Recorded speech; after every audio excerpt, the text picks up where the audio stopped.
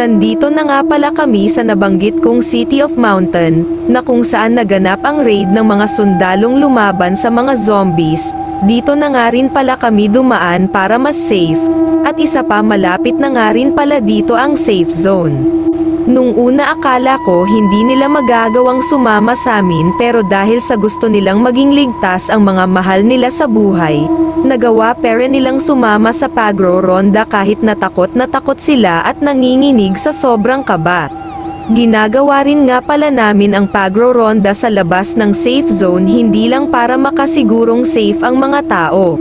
Kung hindi ay ginagawa rin namin ang pagro-ronda na baka sakaling makahanap kami ng mga survivors na nakaligtas sa mga zombies. Kung makikita nyo nandito kami ngayon sa mga bahay na kung saan posibleng merong zombies sa loob, dahil sa mga bakas ng dugo na nasa loob nito. Meron nga rin palang nagtanong sa akin sa comment section na kung bakit daw bukas ang mga headlights, siren, blinkers namin. Nabalitaan kasi namin na nade-distract daw ang mga zombies sa tuwing nakakarinig sila ng malakas na tunog or masisilaw sa mga maliliwanag.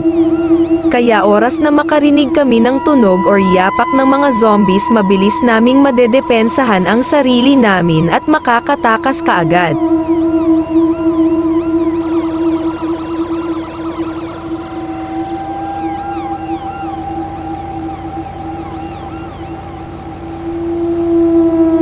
Baka nga pala gusto nyong sumali or sumama sa mga nakakatakot at excitement roleplay namin, pumunta lang kayo sa official FB page namin at mag-comment sa nakapin post.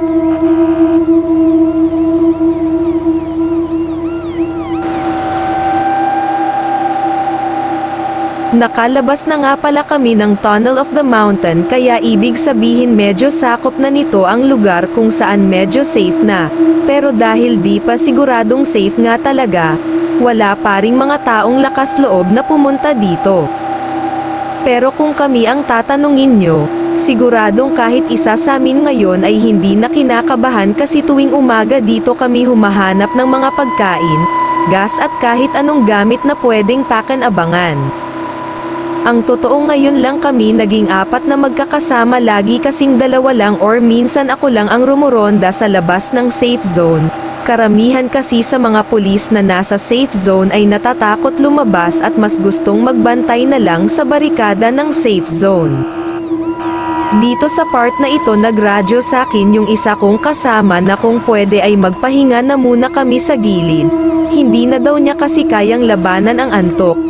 Kung ipipilit niya pa daw magmaneho baka once na merong lumabas na zombies hindi na siya makapagpatakbo. Hanggang dito na nga lang pala ang horror story natin. Kita-kita na lang ulit tayo sa mga susunod pa naming horror roleplay.